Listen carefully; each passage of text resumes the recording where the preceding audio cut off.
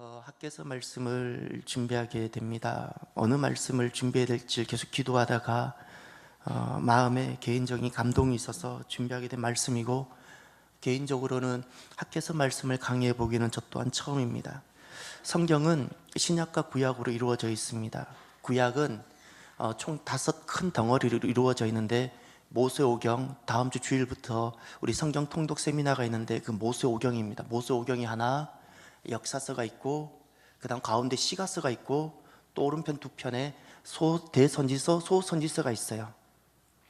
가운데 시가서를 중심으로 시가서가 5개인데, 오른편에 모세오경과 역사서가 5권, 12권, 총 17권 있고, 가운데 시가서를 중심으로 왼편에 대선지서 5권, 소선지서 12권, 또 17권 있어요. 이게 구약성경 구조예요. 가운데 시가서를 두고 왼편에 17권, 오른편에 17권. 이것이 구약성경 구조입니다. 선지서 중에서 특별히 오늘은 선지서인데, 학계는 선지서인데, 선지서 중에서는 포로 전에 기록된 선지서가 있고, 포로 중에 기록된 선지서 말씀이 있고, 포로 후에 기록된 선지서 말씀이 있는데, 대부분 이스라엘이 멸망하기 전 포로 전에 대부분의 선지서들이 다 기록이 됩니다. 포로 중에 기록된 선지서가 2개가 있습니다. 그것이 다니엘서와 에스겔서입니다. 다니엘서와 에스겔서는 그 포로 생활 중에 기록된 말씀인가 하면, 그러면 포로 생활을 마치고 돌아와서 기록된 성경이 3개가 있어요. 돌아와서 포로 후에 기록된 선지서가 3개가 있는데, 그것이 학계, 오늘 본문에 있는 학계, 그리고 스가랴, 말라기, 요 3권이 포로 후에 포로 생활을 마치고 돌아온 이들에게 주님께서 주신 말씀입니다.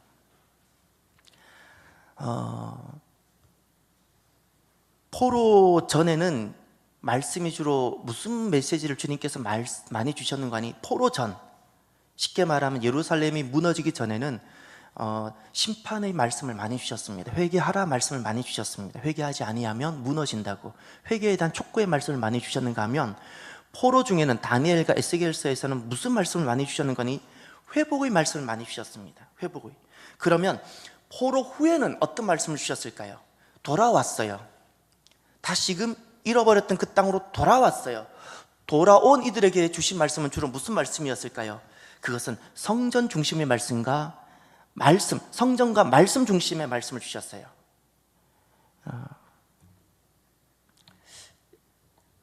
우리가 주님께 돌아오고 나면 우리는 어떤 것이 중심이 되어야 할까요? 포로에서 돌아온 이들에게 있어서 중심이 있었습니다. 정말 고통스러운 포로 생활을 겪고 나서 다시 한번 회개하고 깊이 깨닫고 나서 그들이 돌아와서 중심이 된 것이 있었어요. 그것이 성전이고 말씀입니다. 우리가 다시 하나님이 내 삶의 주인이 된 사람들, 이들의 삶의 모습은 어떤 모습일까요? 무엇이 중심이 될까요? 성전이어야 됩니다. 성전이어야 됩니다. 오늘 내가 하나님 은혜를 입고 돌아온 자라면, 이스라엘 백성이 남은 자로 해서 돌아온 그들이 성전 중심으로 살았던 것처럼, 내가 오늘날 정말 하나님 은혜를 입고 살아가는 자라면 내 삶은 성전 중심이 될 수 있어야 되는 겁니다. 오늘 본문은 학개서 말씀인데, 이 학개서 말씀을 알기 위해서는 그 역사적 배경을 좀 아는 것이 굉장히 도움이 됩니다. 먼저 남유다가 느부갓네살 왕이 총 3번 공격해서 침공하는데, 첫 번째 공격했을 때 1차 침공 때 그것이 BC 605년인데 605년도에 이미 한번 예루살렘이 한번 함락이 되고, 그때 다니엘을 비롯한 귀족들이 포로가 됩니다. 그때 한번 1차 포로가 돼요. 이것이 여호와김 왕 때입니다.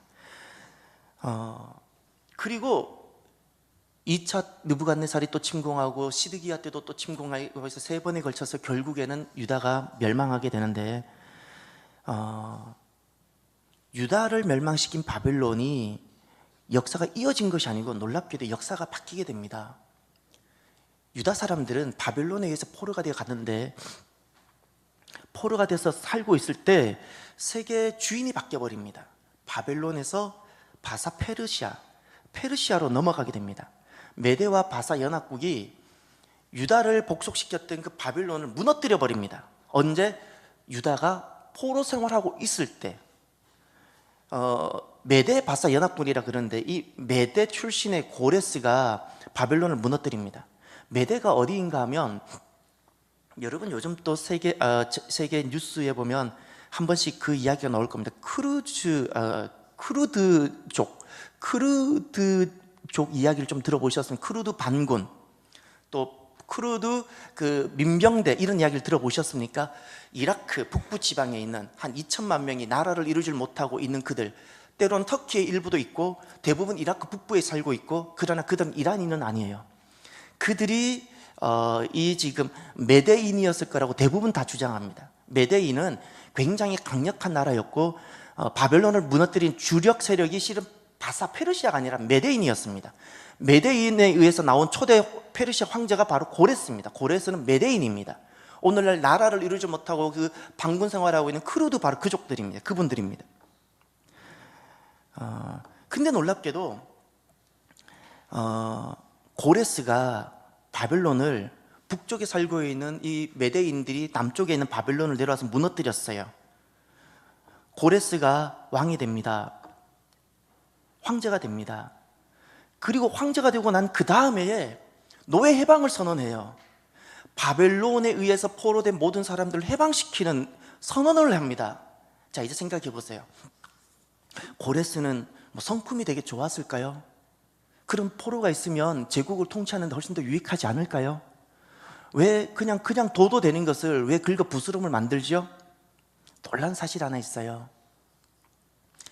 다니엘을 기억하시나요? 다니엘은 1차 포로 때 잡혀간 10대 때 잡혀가서 환관이 돼버렸어요. 남자인데 환관이 돼버렸어요. 평생을 그 땅에서 살아가는데 바벨론이 몇 세까지 사는 거 아니? 고레스가 왕이 되고 나서 3년을 더 살다가 돌아갔어요. 여기 아주 의미가 있어요. 다니엘은 오늘날 오늘 유대인들, 기독교인들이 모두가 동일하게 존경하는 두 사람이 있어요. 이슬람도 존경하고 유대교도 존경하고 크리스찬들도 존경하는 두 사람이, 한 사람이 아브라함이고 한 사람이 다니엘이에요. 다니엘 무덤이 지금 수산성에 있어요. 그런데 다니엘은 바벨론 제국 시대 때도 굉장히 귀하게 쓰임받았을 뿐만 아니라 제국이 바뀌었어도 변함이 없었어요. 고레스가 왕이 됐죠? 고레스가 왜 노예 해방을 했을까요? 성경에 다 기록되지 않았는데 분명히 나이가 많은 다니엘이 성경을 가지고 와서 하나님께서 어떻게 말씀하셨는가를 그게 들려주었을 겁니다.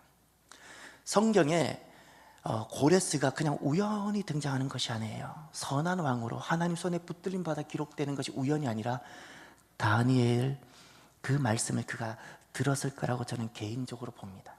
중요한 것은 다니엘은 고레스가 이스라엘을 돌아가는 것을 선언한 다음에, 그리고 2년 후에 선언한 다음 그 다음 1년은 이스라엘 백성들이, 거기에 남아있는 사람들이 막 준비하는 1년을 해요. 갑자기 떠날 수 없잖아요. 살림도 정리해야 되니까.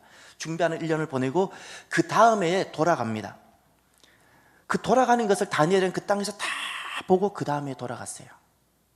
다니엘은 최초로 포로가 됐다가 본인이 포로 생활 시작한 것부터 70년, 정확하게 70년이 지나요. 시간으로 따지면 본인이 BC 605년에 포로가 되는데 언제 기환이 되는 관이 536년이에요. 530년, 정확하게 날수가 70년이에요. 이스라엘 사람들이 나를 헤아리는 것과 우리 민족이 나를 헤아리는 게 똑같아요. 우리 어제와 오늘 합치면 우리는 어제부터 내가 오늘까지 일을 했어요. 어제도 일을 하고 오늘도 또 일을 했어요. 우리 며칠 일했어요? 하루 일했어요? 이틀 일했어요? 이틀이라 그러죠. 서양 사람이 이걸 하루라 불러요. 이스라엘 사람이 이걸 이틀이라 불러요. 605년, BC 605년에 다니엘이 포로가 되고, 그로부터 1차 포로 기한이 536년이 일어나요. 날수로 정확하게 70년이 돼요. 그리고 다니엘은 1차 돌아가는 걸 보고 그 다음에 주님 부름 받고 이 땅을 떠나게 됩니다. 예레미야 예언이 정확하게 성취가 되죠. 돌아왔을 때, 이스라엘 백성들이 돌아왔을 때 약게 선지자도 스룹바벨과 더불어 1차 때 돌아온 사람 중에 한 분 있어요. 돌아왔는데 온통 황무지일 뿐입니다. 그런데도 불구하고 그들은 너무나도 기뻐요. 하나님의 신실하심 때문에. 방성대곡을 합니다. 너무 감사해서. 저는 제가 우리 한민족 한 사람으로서 하나님 앞에서 해보고 싶은 것이 몇 가지가 있어요. 민족의 한 사람으로. 하나는 우리 민족의 뿌리를 찾아가 보고 싶어요. 우리가 우연히 어느 날 떨어진 거 아니잖아요. 저는 우리 민족의 뿌리를 성경적으로 찾아가 보고 싶어요. 성경적으로. 정말 그것이 강해요. 또 하나는 우리 민족이 수많은 풍란도 있었고 전란도 있어서 아픔이 많은데, 그런데 여기까지 이어진 것이 정말 놀라운 하나님 은혜인데 그 중에 흩어졌던 우리 민족을 찾아가 보고 싶어요. 제가 지난 갈보리 교회 있을 때 유난히 참하고들 많이 갔던 이유가, 실은 개인적인 이유가 또 하나 있어요. 거기가 소수민족도 많고 성교할 것도 너무 많은 것도 사실이지만, 그쪽에는 고구려가 무너졌을 때, 평양성이 무너졌을 때 실은 고구려 땅 전체가 무너진 게 아니에요. 일부는 그냥 바로 독립해버렸는데, 그때 반쪽은 실제로 무너졌어요. 그 무너진 사람들은 다 이민정책에 의해서 저 먼 어느 곳으로 옮겨진 것으로 되어져 있어요. 그곳이 어딜까요? 그것이 어딜까요? 그분들은 이제는 없어졌을까요? 예, 전 그분들을 보고 싶은 거예요. 어쩜 우리 할아버지고 우리 아버지셨을 그분들 어딘가 지금 계실 텐데, 어딘가 그들만이 전통과 이름을 가지고 살아갈 텐데. 그래서 역사적으로 보면 중국 소수 민족 50여 개 중에서 어느 민족은 특별히 우리 민족과 너무 유사성이 많은 민족이 있어요. 학자들 중에서 민속 종족을 연구하는 학자들 중에서 이런 종족이 고구려 유민이 아니었을까라고 추정하는 종족이 있긴 해요. 그러나 단정은 못 지어요. 전 그것을 보고 싶어서 실은 많이 가본 거예요. 이스라엘 민족이 흩어졌어요. 돌아온다는 것이 쉬운 일이 아니에요. 기적이에요. 우린 고구려는 아직 못 돌아왔잖아요. 이스라엘이 지금 돌아와요. 돌아왔는데 돌아온 것이 너무 감사한 거예요. 방성대곡을 해요. 그리고 돌아와서 그 다음 2년 후에 바로 다음 해에 성전 기공을 먼저 딱 시작을 해요.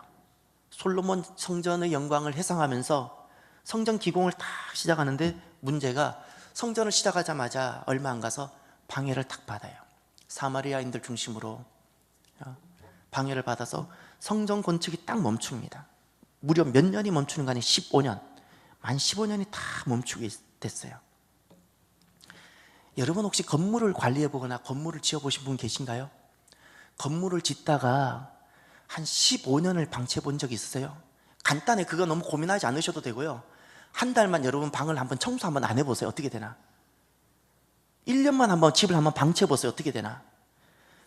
어떤 건물이든 아무리 좋아도 방치가 되면 흉물이 됩니다.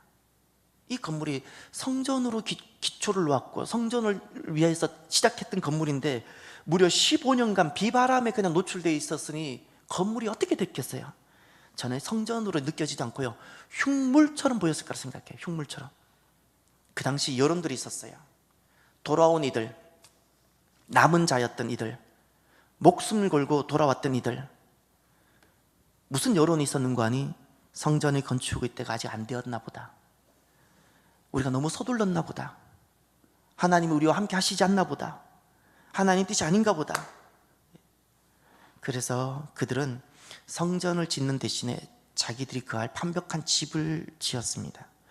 이때 주어진 말씀이 바로 이 학개서입니다. 이런 배경입니다. 오늘 이제 학개 선지자가 드디어 하나님 부름을 받지요.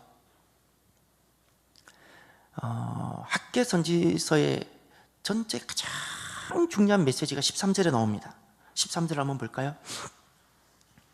그때 여호와의 사자 학개가 여호와의 위임을 받아 백성에게 말하여 이르되, 여호와가 말하노니 다 같이요, 내가 너희와 함께 하노라.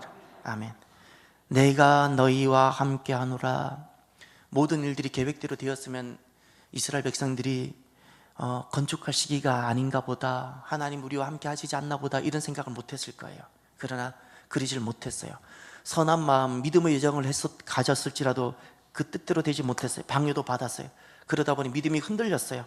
하나님 우리와 함께 하지 않나 보다라는 마음이 가득하게 되어버렸어요.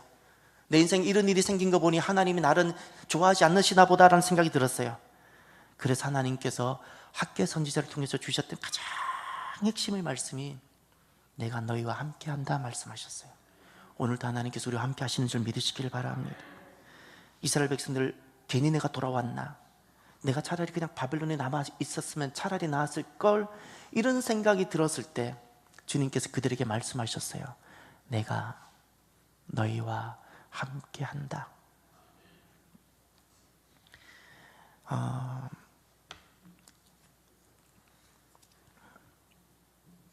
이스라엘 백성들이 돌아와서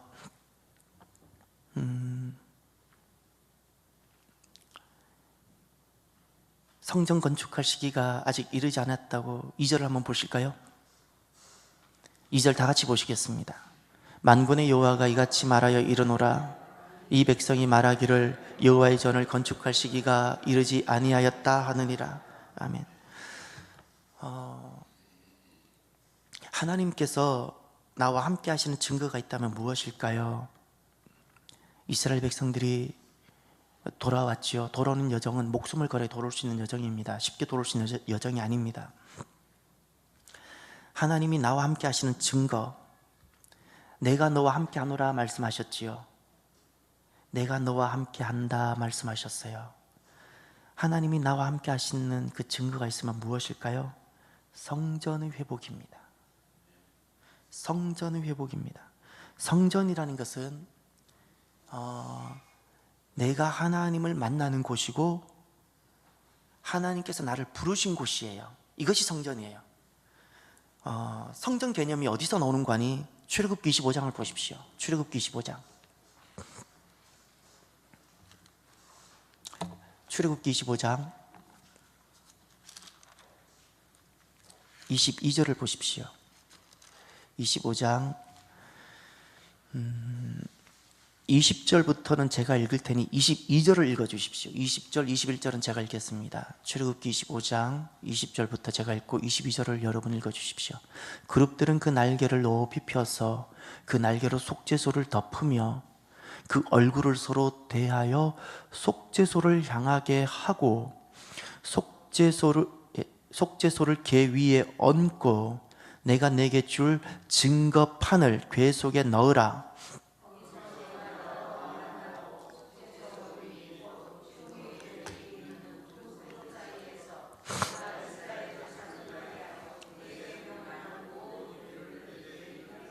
아멘. 이것이 지금 지성소 안에 있는 법궤에 대한 말씀입니다. 20절에 보면 그룹들이라 그랬죠. 그 날개를 높이 펴서 그랬어요. 그 날개로 속죄소를 덮으라 그랬어요. 일단 속죄소가 뭔지는 몰라도, 속죄소가 무엇인지 몰라도 덮었다 그랬어요. 위로 펼쳤어요, 날개를. 그 다음 그 얼굴들, 그룹들의 얼굴들, 그룹은 천사라 보시면 됩니다. 예, 천사들의 얼굴을 서로 어떻게 하라고요? 서로 얼굴을 대하고 마주보라 그러는 게, 마주보고 있어요. 그 다음 어떻게 하라고요? 그 얼굴을 속죄소를 향하게 하고 그랬죠. 그러니까 마주보고 있는데 속죄소를 향해야 되니까 얼굴이 더 숙여져야 돼요. 이렇게 되는 거예요. 그리고 21절을 보면 속죄소를 궤 위에 얹어라 그랬어요. 궤라는 것은 법궤를 말하는 거예요. 법궤죠. 법궤. 법궤 위에 얹어라 그랬어요. 그 위에 있어요. 그리고 22절을 보시면 거기서 내가 너와 만나고, 여기서 성전 개념이 나오는 거예요. 거기서 내가 너와 만나고 속죄소 위, 곧 증거궤 위에 있는 두 그룹 사이에서 내가 이스라엘 자손을 위하여 내게 명령할 모든 일을 내게 이르리라. 성막과 성전의 가장 핵심 개념이 여기에 있어요. 내가 거기서 너를 만나겠다는 거예요. 두 그룹 사이에서 내가 내게 이를 모든 말을 이루겠다는 겁니다. 이것이 성전 개념입니다. 성전 개념이라는 것은 하나님이 나를 만나시는 곳이고 하나님께서 나를 부르신 곳이에요. 그래서 내가 좋아서 가는 곳은 성전이 아닙니다. 잊지 마세요. 내가 좋아서 가는 것은 성전이 아니에요. 하나님이 나를 만나시기 위해서 부르신 곳이고 내가 하나님을 만나는 거예요. 그것이, 오늘날 교회를 다녀도 성전이 없는 사람들이 있습니다. 교회를 다녀도 성전이 없는 사람들, 성전을 잃어버린 사람들. 교회는 프로그램을 보고 결제하는 것이 아닙니다. 교회는 자녀 교육 때문에 결정하는 것도 아닙니다. 교회는 개인의 어떤 이익을 생각하면서 결정하는 것도 아닙니다. 성전과의 만남은 어떤 만남인가 같은 관이 자녀가 부모를 만나는 것과 같은 만남입니다. 자녀는 부모를 본인이 선택하는 것 아니잖아요. 그렇지 않나요? 예. 성전은 나의 선택이 아닙니다. 언약입니다. 하나님께서 나에게 복을 주시려고 나를 부르신 곳이고 하나님의 약속이 있는 성전과의 만남은 믿음의 백성들에겐 언약입니다. 내가 하나님으로부터 받는 것입니다. 그렇기 때문에 하나님과 내가 함께하고 있다는 그 증거가 내게 성전입니다. 성전이 있어야 되는 거예요. 성전이 있다는 것이 내가 지금 하나님과 나와 함께하고 있다는 증거가 되는 겁니다. 성전이라는 것은 하나님께서 나를 만나기 위해서 부르신 곳이고 내가 하나님을 만나기 위해서 가는 곳입니다. 내가 좋아서 가는 곳이 아닙니다. 어떤 프로그램이 좋아서 가는 것도 아닙니다. 다른 목적이 있어서 가는 것도 아닙니다. 성전은 하나님이 나를 만나기 위해서 부르신 곳이고 나는 오직 하나님만을 만나기 위해서 가는 곳입니다. 성전이 있어야 됩니다. 하나님께서 함께 하시는, 지금 오늘 하나님이 나와 함께 하시는 그 증거는 성전이 있느냐 없느냐의 문제입니다. 성전신앙이, 이 성전신앙, 이것이 마지막 시대에 주님께서 오시기 전에 복음이 온 세상에 완성되어지는데 그 완성을 교회가 감당할 텐데 그 교회를 교회되게 하는 것은 성전신앙입니다. 성전신앙. 이 성전신앙은 절대적으로 하나님만을 신뢰하는 신앙입니다. 하나님의 주권에 오직 순복하는 신앙입니다. 하나님의 영광만 그에게, 내게 어떤 고난이 있을지라도, 내게 어떤 영광 없음이 있을지라도 관계없이 하나님의 영광만 따르고 추구하는 그 신앙이 바로 이 성전신앙입니다. 저와 여러분에게는 성전이 있으신지요? 하나님께서 나를 부르신 그 곳이 있으신지요? 오직 그곳에서 하나님만을 신뢰하는 나의 신뢰가 있는지요? 내가 오늘날 그 하나님을 만나기 위해서 하나님의 주권에 전적으로 순복함이 있는지요? 나는 오늘 하나님의 영광만을 구하고 있는지요? 성전이 있는 사람은 하나님의 영광만 구하고 그곳에서 나에게 말씀하시는 하나님의 주권에 전적으로 복종합니다.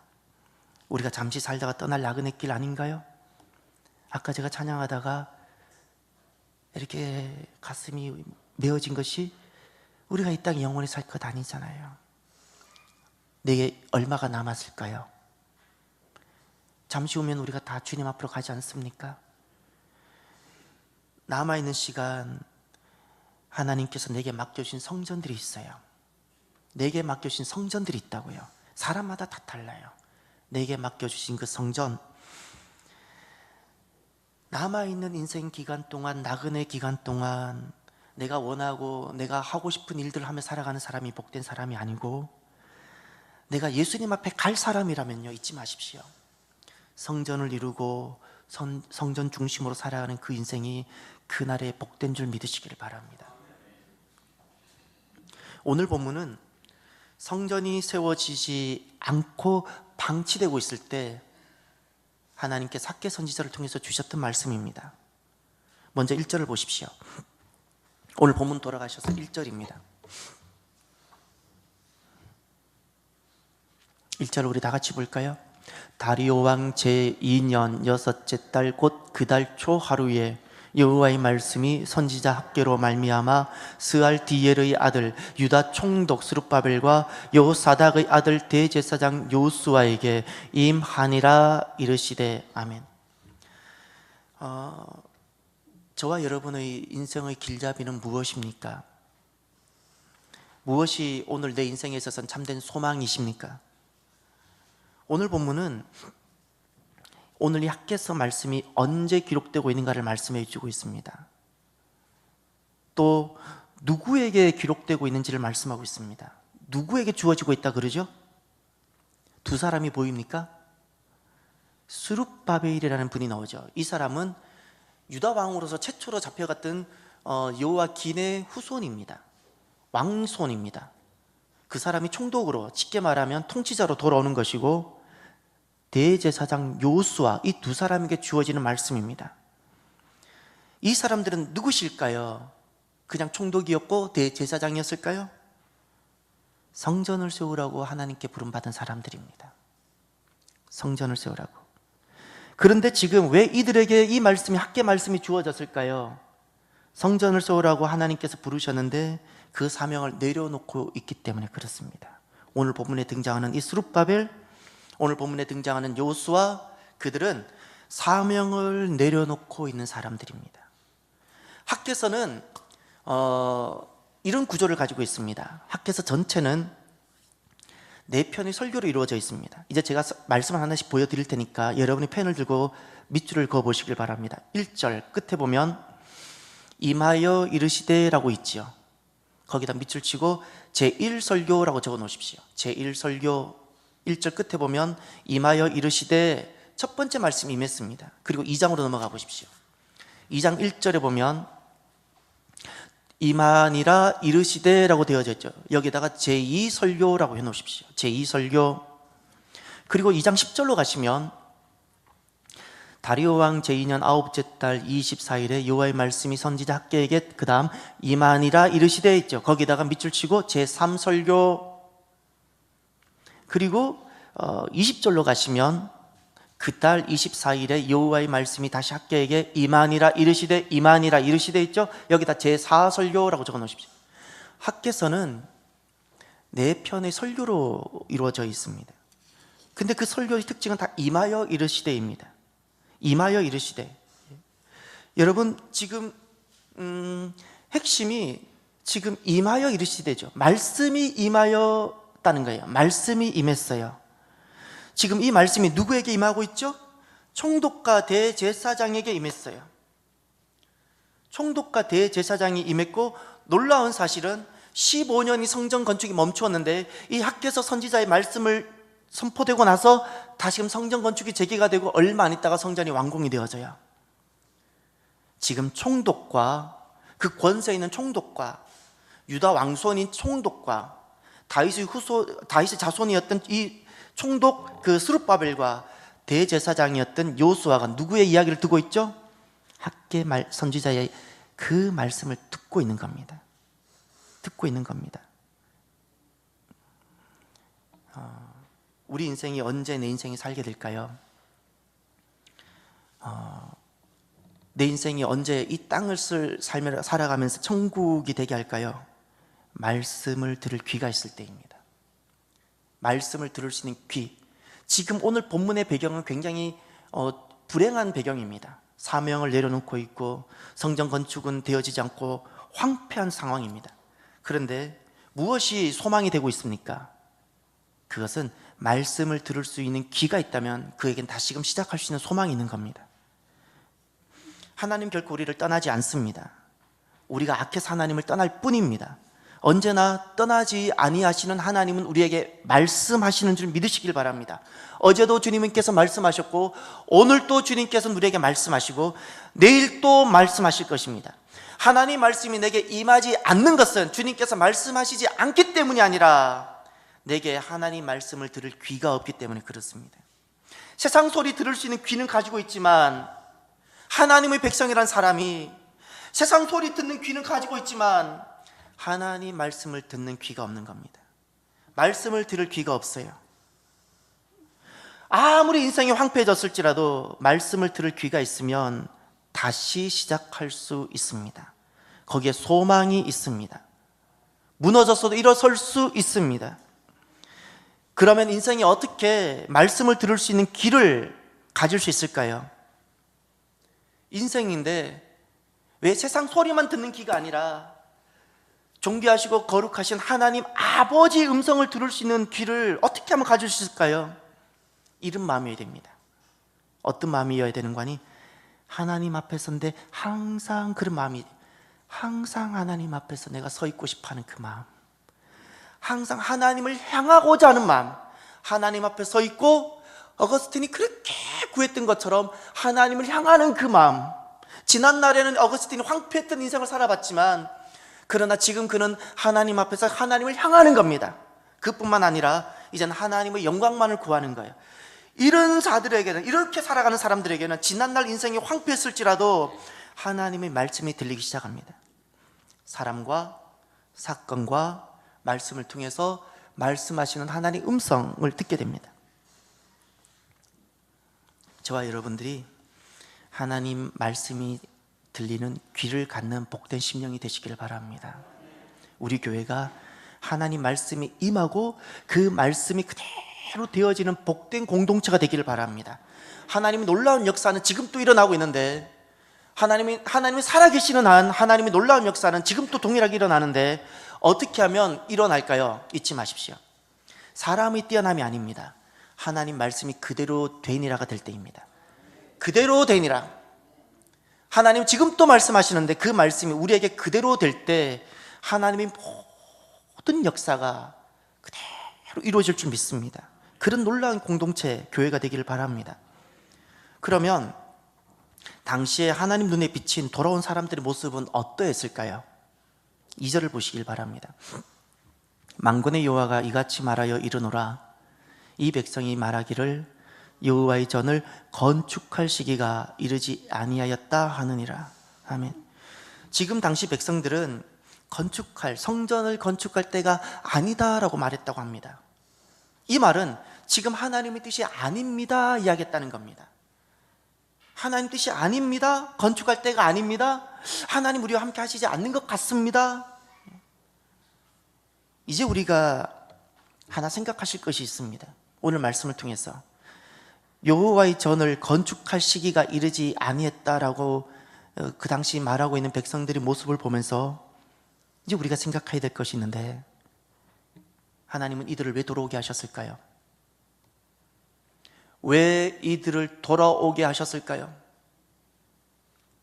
바벨론보다 이스라엘 땅이 좋았어? 이스라엘이 돌아가면 자녀 교육을 시키기가 더 좋았어? 이것이 좀 더 안락한 삶을 살 수 있기 때문에? 아니, 어떤 것도 이유가 되지 않습니다.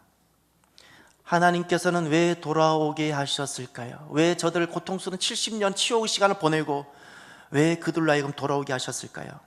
무너진 하나님 나라를 다시 일으키라고 합니다. 무너진 하나님 나라를 일으키라는 거예요. 이것이 돌아오는 사람들의 모든 이들에게 소명입니다. 하나님 부르심이에요. 무너진 하나님 나라, 그들이 살아야 세상이 사는 거예요. 오늘날 교회가 살아야 세상이 사는 거예요. 무너진 하나님 나라를 다시 일으키라고 하나님께서는 그들을 돌아오게 하셨어요. 이들은 70년 포로 생활을 통해서 수치도 당하고요, 고통을 겪으면서 비로소 다시 한번 깨닫는 것이 있어요. 지난날 은혜를 은혜로 여기지 못했던 그것이 얼마나 내가 악이었던가를 깨닫고, 내가 지난날 얼마나 내가 하나님 은혜 가운데 있었던가를 절감하게 됩니다. 포로 생활을 해보면서. 그리고 그들은 이제 남은 생애를 내 모든 것을 다해서 다시금 그 은혜의 자리로 돌아가기로 결정합니다. 그 은혜의 자리로 돌아가겠다고 결정한 것이 돌아오는 일입니다. 돌아오는 것은 잘 살기 위해서 돌아온 것이 아닙니다. 자녀를 잘 키워보겠다고 돌아오는 것이 아니고, 하나님 은혜가 얼마나 귀했던가를 깨닫고 내 앞으로의 남은 삶은 내가 모든 것은 다 잃어버릴지라도 그 은혜 가운데 내가 머물고자 결정한 것, 은혜의 자리로 돌아오기로 결정한 것이 바로 돌아오는 것이었습니다. 그런데 지금 이들이 주저앉아 있죠. 잃어버린, 무너진 하나님 나라를 다시금 세우려고 이들이 돌아왔는데 이들이 지금 주저앉아 있습니다. 사마리아 사람들이 방해했기 때문일까요? 사마리아 사람들이 방해한 것은 그들이 이 거룩한 부름에 대한 역사를 멈추게 할 명분일 뿐이었습니다. 명분이에요. 객관적인 명분이에요. 외부적 요소들은 명분입니다. 실은 깊은 내부적 요소가 있었어요. 스스로의 문제들이 있었어요. 그것이 2절에 나오는 겁니다. 여호와의 전을 건축할 시기가 이르지 아니했다. 이 말씀은요, 영적 게으름을 보여주고 있는 겁니다. 왜 돌아왔냐고요? 돌아온 목적이 무너진 하나님 나라를 다시 일으키기 위해서예요. 근데 지금 이들이 이렇게 말합니다. 지금 무너진 하나님 나라를 일으킬 때가 아닌가 봐. 이건 아직 하나님 뜻이 아닌가 봐. 왜 이렇게 바뀌었죠? 이것이 영적 게으름이라는 겁니다. 영적 게으름. 영적 게으름의 모습은 두 가지로 반드시 나타납니다. 영적 게으름의 모습은 첫 번째, 소명과 관련 없는 충성된 삶을 살아갑니다. 지금 이 2절의 이 성도들이 안식일을 지키지 않았을까요? 11조를 내지 않았을까요? 엄청난 어떤 충성된 신앙의 어떤 모습들이 있었을 텐데, 중요한 것은 부르심과는 관련이 없는 거예요. 자기 기준이 어떤 것을 하고 있는 거예요. 이것이 영적 게으름이에요. 영적 게으름이라는 것은 아무것도 하지 않는다는 뜻이 아닙니다. 하나님의 부르심과 하나님의 목적과 관련 없는 행위들, 마치 이런 겁니다. 물에 빠진 사람이 살기 위해서 구명 튜브를 잡아야 되는데, 살기 위해서 그냥 허우적거리면서 지푸라기도 잡아보고 저것도 잡아보는 거하고 똑같은 거예요. 열심히 허우적만 거리는 거예요. 이것이 게으름입니다. 또 하나 4절에 보면 하나 더 나옵니다. 이 성전이 황폐하였거늘 너희가 이때에 판벽한 집에 거주하는 것이 옳으냐? 성전은 황폐했었어요. 15년 동안 방치되어 가지고 성전은 보는 곳조차 힘들 만큼 무너져 있어요. 그런데 개인들은 판벽한 집이라는 것은 가장 이렇게 좋은 나무로, 좋은 대리석으로 지은 집을 말하는 겁니다. 이 지금 4절의 말씀은 무엇인가 하니, 매우 열정적인 삶을 살아가는데, 어떤 열정적인 삶을 살아가는 거 하니, 자기가 우선인 열정적인 삶이에요.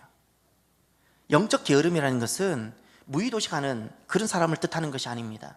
영적 게으름이라는 사람은 삶을 불성실하게 산다는 뜻이 아닙니다. 너무나도 성실하게 살아갑니다. 누구보다 성공적인 삶을 살아갑니다. 근데 자기가 우선인 사람이에요. 자기가 우선인 사람이 영적 게으름의 사람입니다. 지금 이스라엘 백성들을, 오늘 이 본문에 등장하는 이스라엘 백성들을 같이 곁에 서서 한번 보시길 바랍니다. 그들은 그렇게 큰 값을 치렀잖아요. 나라도 잃어버리고 성전도 잃어버리고 포로가 돼서 정확하게만 70년을 치욕스러운 생활을 해봤잖아요. 그리고 깊이 깨달았잖아요. 얼마나 인생은 하나님 은혜 가운데 살아야 되고 하나님 나라 가운데 성전 중심으로 살아야 되는지를 깊이 절감하고, 내 남은 삶은 무너진 저 하나님 나라를 세우고 온 세상에 소망이 되리라 결정했기에 돌아온 사람들이잖아요. 그런데 그들이 지금 다시금 영적 게으름에 젖어들었죠. 우리가 여기서 깊이 교훈을 삼아야 돼요. 이게 인생입니다. 육을 가지고 있는 인생의 가변성이에요. 정말 단 하루라도 깨어있지 아니하면요, 어제는 우리가 그 돌아온 그 숭고한 순결한 그 마음으로 걸어갈지라도 육을 가지고 있어서 내 마음이, 오늘 내가 육으로 경량되기 시작하면 내가 오늘 다시금 영적 게으름에 젖을 수 있는 것이, 지난날 그 값비싼 대가를 치르고도 나는 또다시 오늘 영적 게으름으로 젖을 수 있는 것이 인생이라는 사실입니다. 인생이라는 사실이에요. 그래서 사도 바울을 저는 자주 기억해요. 나는 날마다 죽노라. 왜죠? 육을 가지고 있지 않으면 그러지 않아도 돼요. 우리가 육을 가지고 있고 땅에서 살아가고 있는 인생이기 때문에, 어제는 내가 승리했을지라도 오늘 내가 또 육으로 평양되고 경량되기 시작하면 나는 나도 모르게 나를 위한 열정과 하나님의 부르심과 목적과 관계없는 충성된 삶을 내가 살아갈 수 있기 때문에 그렇습니다. 이 영적 게으름의 결과가 무엇일까요? 그것이 6절입니다. 6절을 보실까요? 너희가 많이 뿌릴지라도 수확이 적으며, 먹을지라도 배부르지 못하며, 마실지라도 흡족하지 못하며, 입어도 따뜻하지 못하며, 일꾼이 싹쓸 받아도 그것을 구멍 뚫어진 전대에 넣음이 되느니라. 아멘. 지금 이 6절을 보면서 돌아온 이스라엘 백성들의 모습이 어땠을까요? 삶이 어땠을까요? 돌아온 이스라엘 백성들 삶을 한번 누군가가 말씀하실 수 있으면 말씀 한번 해주십시오. 어떤 모습일 것 같아요? 잘 살고 있을 거예요? 너무 만족하고 감사가 넘치는 삶이었을 것 같나요? 너무나도 돌아와서 한번 살아보려고 하는데 삶이 공고해요. 하나님과 관계가 깨어진 사람, 하나님과 관계가 깨어지고 나서는 삶에는 만족이 없는 줄을 깨달으셔야 됩니다. 하나님과 관계가 깨어지고 나면 삶에 만족함이 없어요. 만족함이 없어요. 평안이 없어요. 지금 이 6절은 하나님이 우선이지 못한 이들, 영적 게으름에 젖은 사람들의 모습이에요. 아무리 살아보려고 많이 뿌려도 수확이 없다는 거예요. 먹어보려고 몸부림을 쳤는데 배부르지를 못하게 되어져요. 마셔도 흡족하지 못하다 그랬어요. 입어도 따뜻하지 못하다 그래요. 삭슬 받아도 구멍 뚫어진 전대에 들어가 버렸기 다 빠져나간다는 거예요. 아무리 소득을 많이 내가 가진들 다 나가는 것으로 끝난다는 거예요. 6절이 뜻하는 바가 무엇일까요? 인생은 날 때부터 이 세상을 떠날 때까지 하나님의 돌보심 아래 있어야 인생이 살게 되는 겁니다. 하나님이 내 전대를 막아주셔야지 비로소 저축이 되는 것이고요, 하나님께서 먹게 해주셔야지 먹게 되어지는 것이고요, 하나님께서 거두게 하셔야지 우리가 추수가 가능한 거예요. 추수가 가능한 거예요. 그것을 말씀해 주고 있습니다. 인생이 정말 행복하고 복되게 살기를 원한다면 먼저 하나님을 자꾸 구하시길 바라요. 그래서 예수님께서 산상수훈의 마지막 말씀을 어떻게 말씀하셨어요? 반석 위의 집을 통해 가지고 이렇게 살라라고 했죠. 그 핵심이 무엇일까요? 이렇게가 도대체 무엇일까요? 마태복음 6장을 가보십시오. 마태복음 6장.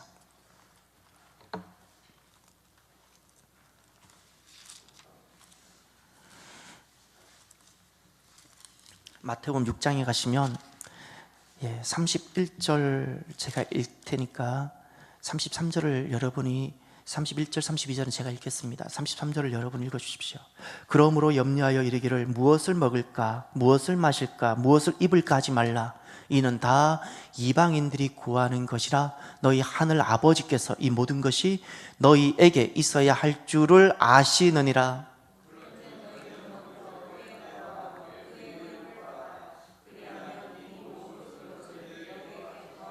아멘. 이것이 주님의 말씀입니다. 이렇게 행하라고 반석 위에 지은 집으로 말씀을 마무리 지으신 분이 예수님이십니다. 먼저 그의 나라와 그의 의를 구하라입니다. 이것이 우리의 심장처럼 새겨져 있어야 돼요. 지워도 지워지지 않는 말씀이 되어져야 돼요. 정말 하나님을 경험하고 만나고 나면 내 삶의 우선순위가 바뀌게 되어집니다. 먼저 주님 나라, 주님의 뜻을 우리가 자꾸 구하게 되어집니다. 이것이 바로 성전신앙입니다. 마태복음 6장 33절에서 말씀하고 있는 것이 성전신앙입니다. 오늘 저와 여러분들에게 성전이 있으신지요? 우리의 형편이 어떠한지요? 우리의 모습이 어떠한지요? 나에게는 성전이 있는지요? 성전을 세워가는 저와 여러분이 되시기를 주 이름으로 축원합니다. 기도합시다. 오늘 나에게 주시는 말씀을 가슴에 새기고 주님 앞에 믿음으로 결단하길 바랍니다. 함께 기도합시다. 할렐루야. 하나님 아버지 감사합니다. 아버지 은혜로 우리가 거듭나고 아버지 은혜로 새 삶을 살아갑니다. 아버지 은혜로 새 삶을 살아갑니다. 하나님 우리를 긍휼히 여겨 주시옵소서.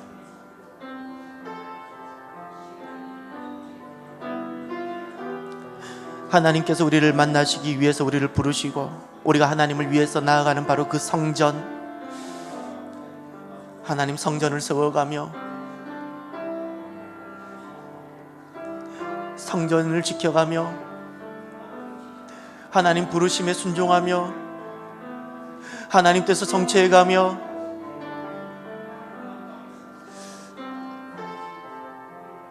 하나님 말씀을 듣는 귀가 사람의 소리가 아니라 하나님 말씀을 듣는 귀고 하나님 살아가는 우리들이 주여 되게 하여 주시옵소서. 하나님 우리를 긍휼히 여겨 주시옵소서. 사랑하는 성도들과 더불어 성전을 지어가는 사람들이 되게 하옵소서.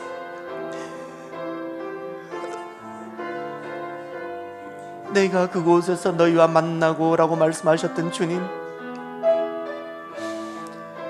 내가 그곳에서 너희를 만나겠다고 말씀하셨던 주님, 주님께서 함께하고 하셨던 성도들과 더불어 주님께서 우리를 부르신 그곳에서, 이곳에서 하나님 아버지 믿음으로 성전을 지어가는 우리들, 영적 게으름에서 깨어나 하나님 아버지 하나님 주권에 순복하며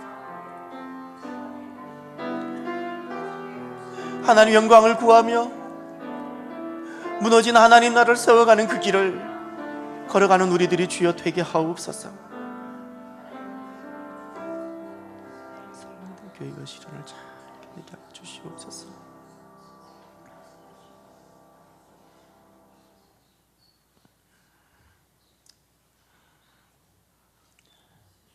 인생이 이 땅에서 성전을 맞이할 수 있는 것만큼 복된 것이 없습니다.